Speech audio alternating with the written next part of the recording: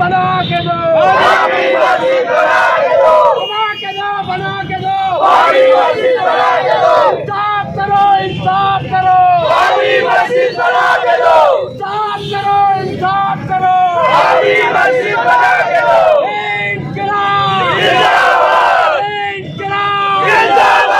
आवाज दो।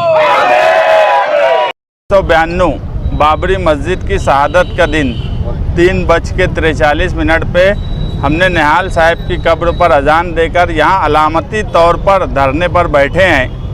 ये 31 साल बाबरी मस्जिद को शहादत को हो गया है और ये एहतजाज और सालों के बनिस्बत ज़रूरी इसलिए था कि आने वाली 22 जनवरी को एक राम मंदिर उसी जगह पर बन रहा है जिसका इफ्तिताह होने वाला है। हम ये बात हमेशा मानते हैं कि 6 दिसंबर 1992 को जो बाबरी मस्जिद को तोड़ा गया वो इस मुल्क में इंसाफ को तोड़ा गया, जमहूरियत का कत्ल किया गया, सेकुलरिज़म का कत्ल किया गया। कुछ लोग धीरे धीरे ये बोलने लगे कि अब क्या फ़ायदा, मगर हम ये मानते हैं कि हम हमारी नस्लों को, आज मैं जानबूझकर मेरे बच्चों को भी लेकर आया कि हम हमारी नस्लों को ये बताना चाहते हैं, हम जब तक ज़िंदा हैं इस मुल्क में 6 दिसंबर को हम यही बताएंगे, भले ही वहाँ बहुत शानदार राम मंदिर बन जाए मगर वहाँ पर 500 साल से ज़्यादा तक बाबरी मस्जिद रही, वहाँ अजान हुई, जमात हुई, ये हम हमारी नस्लों को बताएंगे, हम कभी भूलने नहीं देंगे क्योंकि माजी से ही इंसाफ मिलता है। अगर हम हमारा माजी भूल गए तो आने वाली नस्लें इंसाफ किस तरह मानेंगी। तो जो इस तरह की बात धीरे धीरे करने लगे कि अब क्या फ़ायदा, वो बिल्कुल गलत बात कर रहे हैं। इस मुल्क के सेकुलरिज़म और इंसाफ के लिए ये ज़रूरी है। अगर सुप्रीम कोर्ट का फ़ैसला हुआ तो ज़रूरी नहीं है कि वो इंसाफ हो। हम सुप्रीम कोर्ट को मानते हैं, उसके फ़ैसले का एहतराम करते हैं, मगर वो फ़ैसला इस मुल्क के इंसाफ पसंद आवाम के लिए नहीं था।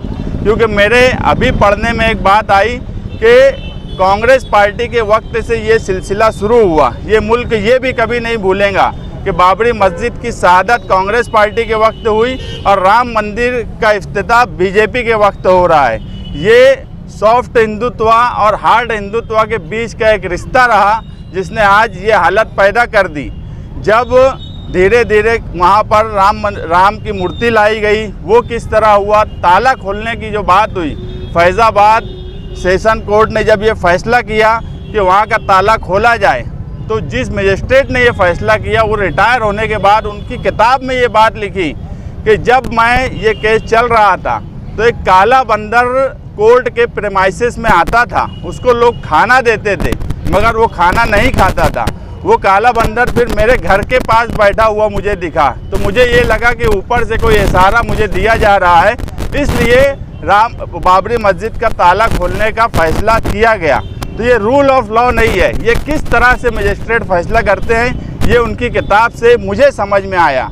आज जो 5 जजेस का फ़ैसला था उनको बाद में क्या क्या मिला, सरकार ने उन्हें क्या दी, ये एक अलग बात हो गई, मगर इंसाफ बहरहाल हिंदुस्तान को नहीं मिला।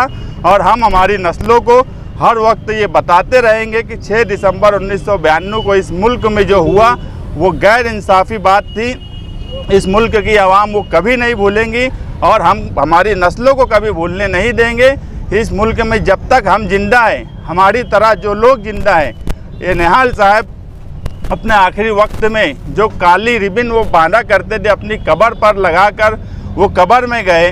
हम ये बात मालेगांव शहर की आवाम और मालेगांव शहर की आवाम के ज़रिए पूरे हिंदुस्तान और पूरी दुनिया को हर वक्त बताएंगे, भले ही वहाँ बहुत शानदार मंदिर क्यों न बन जाए, कि हमारी मस्जिद वहाँ पर थी, हमारी मस्जिद वहाँ रहेंगी। आने वाले वक्त में वहाँ पर जब भी इंसाफ होगा वहाँ मस्जिद बनेंगी।